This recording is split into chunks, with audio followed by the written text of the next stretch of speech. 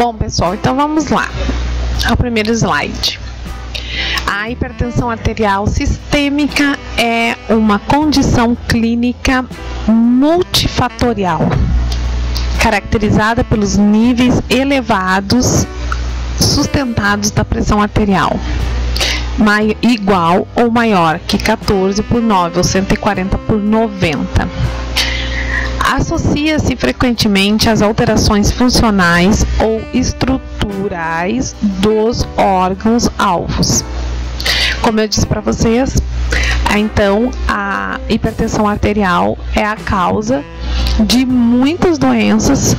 Ela tem o início na hipertensão arterial, que estão ligadas ao nosso coração, ao nosso cérebro, aos nossos rins e aos nossos vasos sanguíneos. E também as alterações metabólicas, tá? Com o aumento do risco de elevação de eventos cardiovasculares, elevado risco de eventos cardiovasculares fatais.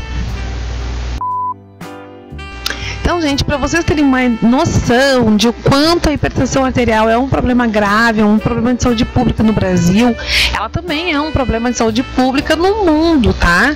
Então, assim, a sua prevalência no Brasil é de 22% a 44% dos adultos, tendo uma média de 32%, tá? No adulto. Chegando a 50% de um adulto com 60 anos, de 60 a 69 anos de idade. E pasmem, 75% das pessoas com mais de 70 anos, segundo a Sociedade Brasileira de Cardiologia. Então, além de ser causa direta de cardiopatias hipertensiva, é fator de risco para doenças decorrentes como arteriosclerose e trombose, que se manifestam predominantemente por doenças isquêmicas cardíacas e cerebrovascular, vascular, periférica e renal. Também tem uma decorrência de cardiopatia hipertensiva isquêmica e também fatores etiológicos de insuficiência cardíaca, déficit cognitivo e a doença de Alzheimer. E, gente, essa multiplicidade de consequências coloca a hipertensão arterial na origem de muitas doenças crônicas não transmissíveis. Portanto, caracteriza-se como uma das causas de maior redução da expectativa de vida dos indivíduos, segundo Dukan. Então, como a gente está sabendo, a hipertensão tem uma alta prevalência e baixas taxas de controle.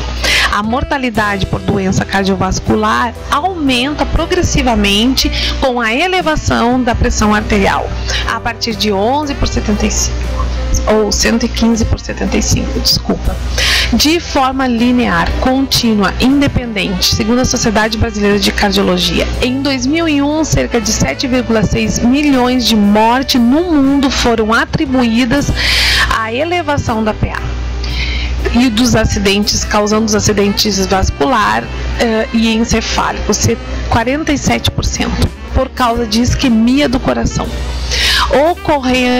ocorrendo a maioria delas em países de baixo e médio desenvolvimento econômico e mais da metade em indivíduos entre 45 e 69 anos de idade.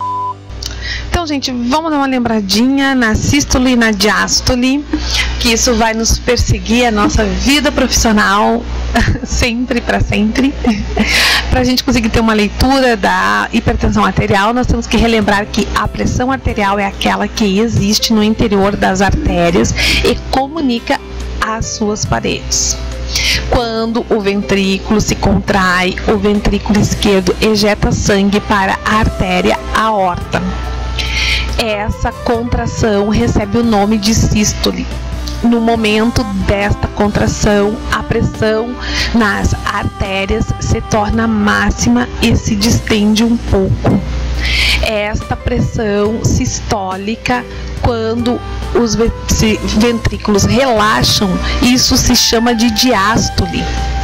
Nesse momento, o sangue que está na aorta tenta refluir para mas é contido pelo fechamento da válvula aórtica, que evita que ele retorne ao ventrículo. A pressão arterial cai ao seu valor mínimo. Isso é a diástole. Então, sístole contrai, a diástole é o relaxamento. Então, os valores igual ou superior a 140 para a pressão diastólica, para a pressão sistólica, e 90 para a diastólica, empregados para diagnóstico de hipertensão arterial, corresponde ao momento que há uma duplicação do risco, tá bom? Gente, uma equipe de especialistas, tanto da Suécia como de Nova York, nos Estados Unidos, então trouxeram um estudo, tá, que baseado dizia o seguinte, que será 60% em 2025 de uma epidemia, tá, de hipertensos. Isso se dá a um fator importante que a gente não está controlando, a hipertensão infantil, associada ao crescimento da obesidade causada pela popularização dos maus hábitos alimentares, fast food, né, e o sedentarismo das crianças, tá bom?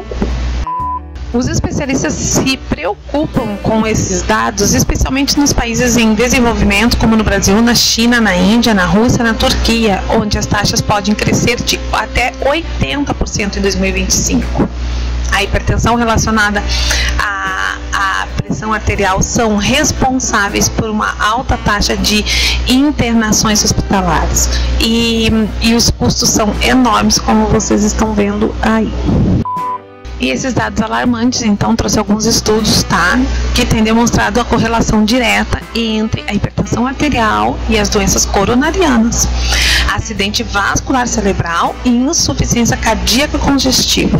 Essas doenças são responsáveis por 40% dos óbitos ocorridos nos Estados Unidos, não se restringindo apenas a idosos, mas constituem a segunda causa de morte da faixa etária de 45 a 64 anos e a terceira entre 25 e 44 anos. Isso no final de 2002. Então, por causa disso, houve uma revisão dos estudos e também um replanejamento na questão do corte, da demonstração da pesquisa, do corte demonstrativo de pesquisa. Então, foram avaliados 61 grandes estudos, tá? E foi um total de 12,7 milhões de pessoas por ano que apresentaram uma incidência de 56 mil mortes por evento cardiovascular. Essa análise se confirma que a associação entre pressão arterial e o risco cardiovascular é contínua, exponencial e começa com valores muito baixos, com a pressão de 115 por 70. Então, por essa razão, foi criada uma nova diretriz nos Estados Unidos, tá? E o que eles fizeram? Uma nova classificação. A hipertensão foi reclassificada apenas em 3 modalidades: normal, pré-hipertenso e hipertenso. Então, de que forma foi definidos esses parâmetros? Normais, 12 por 8. Depois, entre 12 e 14 de pressão alta e a pressão baixa de 8 a 9, tá? Já se observou algumas alterações fisiológicas, tá? Tanto de coração, como encefálicas, tá? Como renais, então, e de vasos periféricos em geral. Então, muito cuidado, porque não é assim tão elevada a pressão, precisa estar para começar a ter comprometimento. E segundo as diretrizes brasileiras de hipertensão, são fatores de risco. A idade, a gente já viu isso na aula anterior, a etnia, né? A gente já viu também isso, uma prevalência muito grande entre as mulheres afrodescendentes, tá? Com um risco bem maior, de até 130% maior que das mulheres brancas. Ainda os fatores socioeconômicos, a baixa escolaridade, o muito uso do sal, a obesidade, a bebida alcoólica, tá? Aumenta bastante a pressão. Também o tabagismo, né, o sedentarismo, tá? Todos esses são fatores de riscos, então, associados, né, a uma má alimentação. Fora todas as orientações que a gente tem que trazer para o nosso paciente, nós temos que falar que a atividade física está programada, tem sido frequentemente recomendada como uma conduta bem importante no tratamento não farmacológico da hipertensão arterial. Existe uma relação inversa entre a quantidade de atividade física e a manifestação de hipertensão arterial. Segundo as diretrizes brasileiras de hipertensão, o tratamento de hipertensão arterial deve incluir medidas não medicamentosas de controle de pressão arterial, dentre as quais destacam-se os exercícios físicos aeróbicos, como a caminhada, por exemplo, e o treinamento e o relaxamento. Os indivíduos hipertensos devem ser sistematicamente monitorizados durante os seus exercícios físicos, devendo ser aferida a pressão antes, durante e depois dos exercícios. Certo, gente? Orientações de enfermagem a 1000.